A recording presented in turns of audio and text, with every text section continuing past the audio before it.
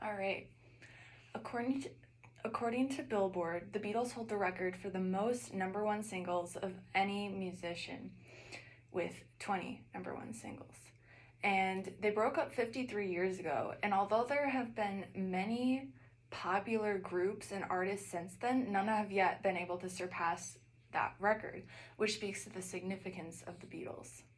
So my credentials for talking about the Beatles are that I'm a big Beatles fan, and I even went to a Paul McCartney concert last year. He was a former Beatle. I think it's important for you guys to know about the Beatles because of the big impact they've made on music and on pop culture. So my goal is for you guys to take away something that you didn't know about the Beatles by the end of this speech. So first we're going to be talking about the Beatles as individuals. So first up is John Lennon. John played rhythm guitar for the group, and he was one half of the main songwriting partnership with Paul McCartney. He had a troubled childhood, and that was an inspiration for many of his songs. He also, after the Beatles broke up in the early 70s, he joined the peace movement against the Vietnam War, and he wrote the song Imagine, which some of you may know. Unfortunately, he was assassinated in 1980 when he was only 40 years old. Next up is Paul McCartney. Paul is the other half of the songwriting partnership with John, and together John and Paul wrote most of the Beatles' music.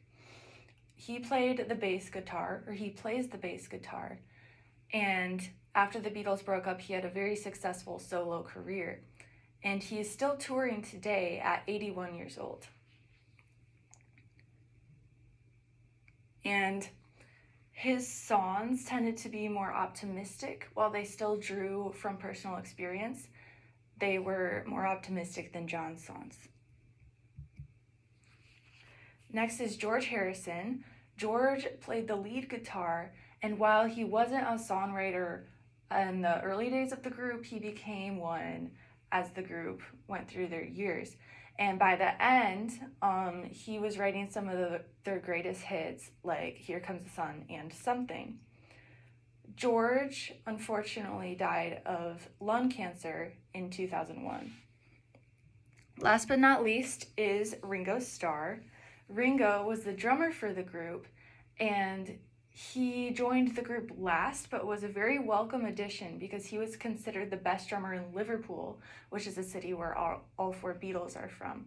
And his catchphrase is peace and love, which he uses in almost every one of his Instagram captions. He is now 83 years old. So now that we've talked about the Beatles as individuals, let's talk about their discography. So the Beatles had 13 studio albums, and according to Rolling Stone, their first single, Love Me Do, was released in October of 1962. Their first album, Please Please Me, was released the following year, 1963. So the first 5 Beatles albums were good, but they were fairly similar, and they didn't really push the boundaries of what pop music could be. Their 6th and 7th albums, Rubber Soul and Revolver, kind of started pushing at this a little bit by using more unconventional instruments and more creative lyrics. Sgt. Pepper's Lonely Hearts Club Band really broke the mold for what pop music could be by changing the conventions of song structure as well as what someone could write about in a song. Their last album, Let It Be, was released in 1970, only a month after the band publicly broke up. And there's them in the later years. All right, now that we've talked about their music, let's talk about their influence on music. So I've mentioned this before, but John and Paul wrote about more personal things. And this was different from a lot of what people were writing about back then, because most of the time, a singer would not write songs that they sang. They would have someone else write songs for them that were more generic and more romantic, lovey-dovey. But John and Paul wrote about their own experiences. Some examples of this were in Nowhere Man, where John wrote about his state of mind in that moment, and in Here, There, and Everywhere when Paul wrote about his love for his then girlfriend, Jane Asher. In addition to having deeper and more personal lyrics, the Beatles also experimented with things in the studio and with different instruments more. Some examples of this are in the songs Yesterday and Eleanor Rigby. They used an orchestra, which was not common for pop music at that time. And in the songs Norwegian Wood and Love You Too, they used an Indian sitar, which added a different noise to it. So these innovations that the Beatles made influenced other people to do the same thing. And it influenced many musicians to come. One of them is Roger Waters. He was the bassist and songwriter for Pink Floyd, which was a famous band in the 70s and 80s.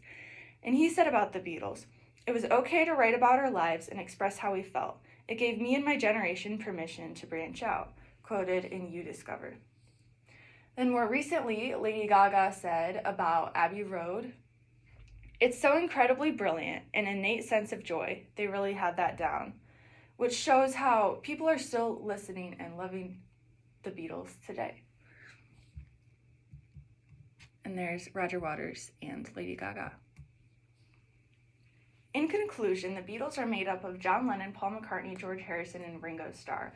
They had 13 studio albums, which changed the music landscape as we see it today. I hope you guys learned something about the Beatles today, and thank you.